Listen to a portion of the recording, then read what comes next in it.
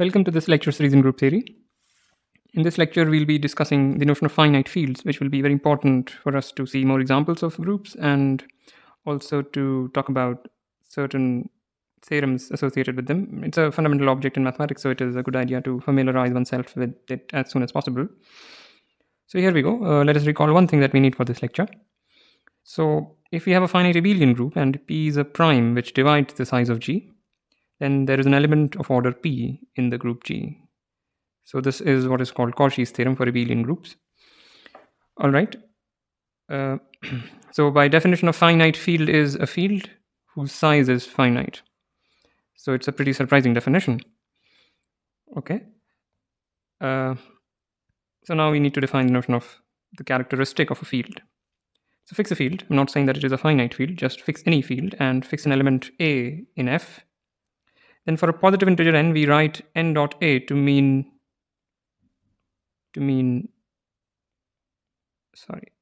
A plus dot A n times. So that's just a notation. Instead of writing this, we write that. All right. Similarly, if n is 0, then n dot A just means the 0 element, meaning the additive identity of the field. And lastly, if n is negative, then this means n dot A means minus of A plus dot A. How many times? This is minus n times. N is negative, so minus n is positive. And what you do is you add A with itself minus n times, but then put a negative sign in front of it. So that's the definition of that. So note that minus 1 dot A is nothing but minus A, and so on. And here is a simple lemma.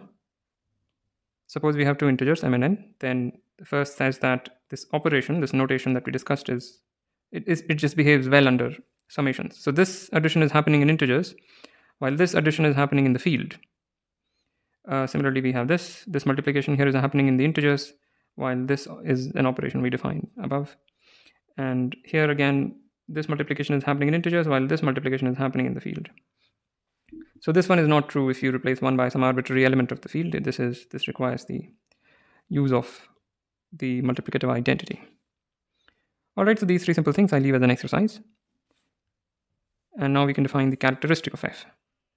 So if F is some field, then the characteristic of F is defined as the smallest positive integer in this set, provided this set is non-empty, provided this set is non-empty. So what is this set? This set is those positive integers which kind of kill 1. Okay, and infinity otherwise. Characteristic 0 otherwise. So there are two possibilities. Either there is some positive integer n which kills 1, in which case we just define the characteristic as the minimum positive integer which kills 1. And if there is no such positive integer, we just say that f is of characteristic 0. Okay, so that's just a definition. We will take examples, but let me just say that if n is characteristic f, so this is the notation for characteristic of f. So if characteristic f is finite, and let's call it n, then n dot a is 0 for all a.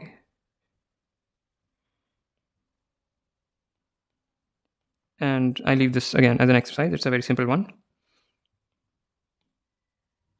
If f is a finite field, then characteristic f is a prime number. So this is something that we'll prove. And then we will see some examples of characteristics of other fields. So for finite fields, the characteristic is always prime, and this is what we want to show. Okay, so note that this is an abelian group.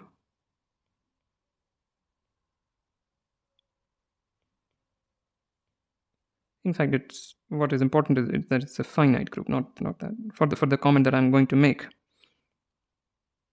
what we need to know is that it is a finite group, and thus order of 1 is an element of f, so order of 1 divides the size of f. This is just a consequence of Lagrange's theorem. Thus, well, so basically order of 1 is finite. That's the point. And let us say order of 1 is n, or maybe we can call it m. So let's call it m. Then m dot 1 equals 0. So this comment that order 1 divides mod f was just to say that order 1 is finite. Maybe it's a convoluted way of doing it. But anyway, so this equation holds. Because what is order? Order is something that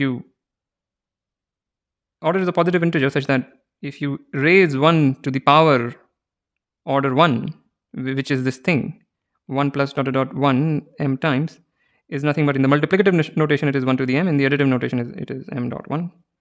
So that should become the additive identity of the field and additive identity of this group. And the additive identity of this group is nothing but the additive identity of the field. It's the same thing. So this is the case. So in particular, thus the set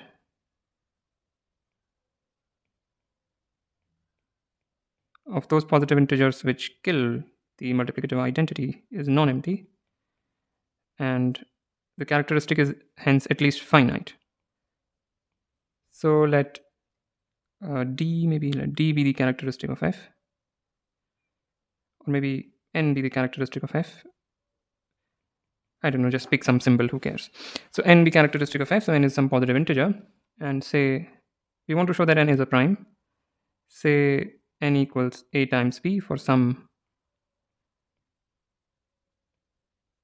positive integers a and b. We want to show that a or b is equal to 1, which will show that n is a prime, because this would show that no matter how you write n as a product of two positive integers, one of them is always 1. So the only factors of n would be 1 and n, the only positive factors of n, I mean. So this is our goal now, and this is very simple. We have 0 equals n dot 1, since n is the characteristic. This is equal to ab dot 1, but from a lemma that we recorded earlier, we have that. Okay. Thus, a dot 1 or b dot 1 is 0. Why? Because these are two elements of the field whose product is 0. So one of them has to be 0. And thus, a or b exceeds or is at least n. Why is that? Because a and b are positive integers, one of which kills the multiplicative identity of the field. And since n is the smallest positive integer which does that, either a or b has to be at least equal to n. So that's what informs this inequality. We're just using the definition of the characteristic. So therefore, either a is equal to 1 and b equals n, or the other way around. And this implies that n is a prime.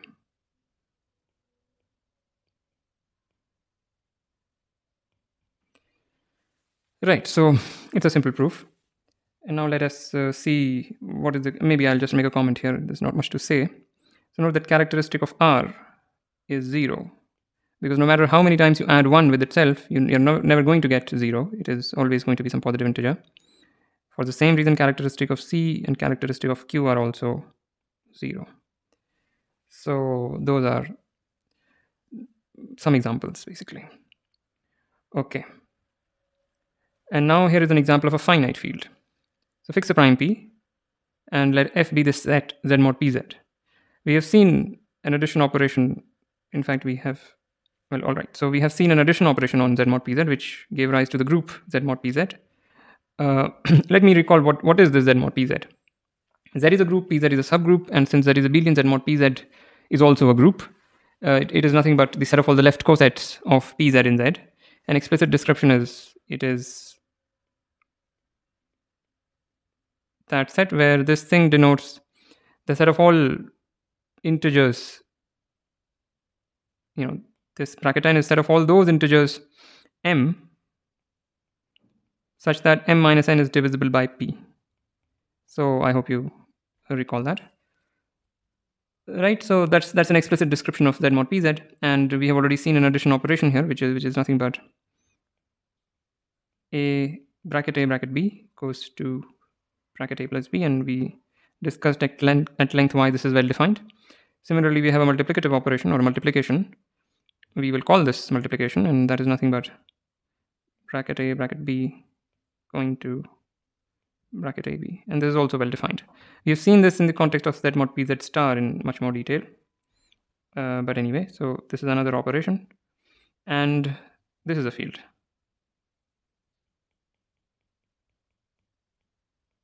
Is a field. The reason is very simple. All we need to just show is that everything non-zero in F is invertible under this binary operation, and that follows simply because that is another way to say that this is a group.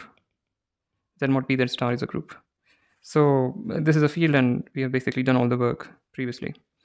So this facilitates not just addition but also multiplication, and addition and multiplication behave well with each other, and everything non-zero is invertible multiplicatively. And this field is denoted by the symbol Fp. So this F is an extra decoration here, and subscript P. So when we want to think of Z mod Pz as a field, we use this notation. When we want to think of this as a group, meaning we do not want to consider the multiplicative operation, we just write Z mod Pz and it is understood, but we will not be very fastidious about this. We might sometimes write this and exploit the field structure, that's completely fine, and might sometimes write that and only use the group structure under addition. Okay, so this is a very important example of a finite field. A particular example is when p equals 2, in which case you can just think of f sub 2 as 0 bar comma 1 bar. I mean, there's nothing to think of it like that. It is by definition that, where 0 bar is basically all even integers and 1 bar is all odd integers. And the addition is, of course, 0 bar plus 0 bar is 0 bar, 0 bar plus 1 bar is 1 bar, and 1 bar plus 1 bar is 0 bar. Okay, and the multiplication is 0 bar dot 0 bar is 0, 0 dot 1 is 0, 1 dot 1 is 1. So this is an explicit description of all the addition and multiplication happening in this particular field. And this is a very natural field that appears when one is doing computer science, for instance, because this is like bits, zeros and ones. Anyway, so now let us discuss a certain fact which we will not use in this course, but it is important to know this in general. So what we want to show is that if f is a finite field, then the cardinality of f is the power of some prime. So meaning there is a prime p such that the cardinality of f is p to the power k for some positive integer k. Okay, so let's prove this. So as we have already seen, the characteristic of the field is a prime. So let p equals characteristic of f, where we know that p is a prime.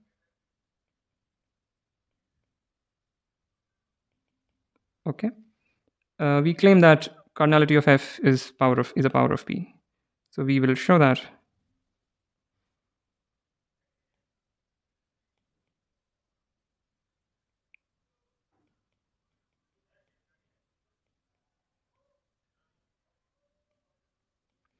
And assume on the contrary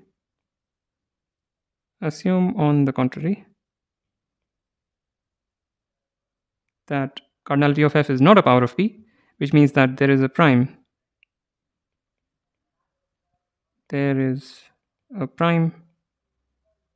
q which is different from p, such that q divides the cardinality of f. Okay, and now by the fact that we recalled earlier in the beginning of the lecture, which is known as Cauchy's theorem for abelian groups, we see that there is a in f such that order of a is q. Now what am I trying to say? Basically we are exploiting the fact that f under addition, let me write that again. So f under addition is an abelian group, in fact a finite abelian group because f is a finite field. And since q divides the cardinality of f by Cauchy's theorem for abelian groups, there is some a in f such that order of a is q, which when expanded, this just means that this set such that n dot a equals 0, the minimum equals q. That's what that means, this thing. Just expanded that out. Okay, so what we have is, thus in particular, q dot a is 0, and also p dot a is 0. So maybe I gave this as an exercise, just 1 second. Yeah, so if n is the characteristic of a field, then n dot a is 0 for all a. So since p is the characteristic of f, p dot a is in particular 0. So we have these two things as 0. And now, since q and p and q are relatively prime, there exist x and y integers such that px plus qy equals 1. Or maybe let me write that as xp plus yq. There is no difference, but let me write it that way. So there exist such integers. Maybe I need a new page.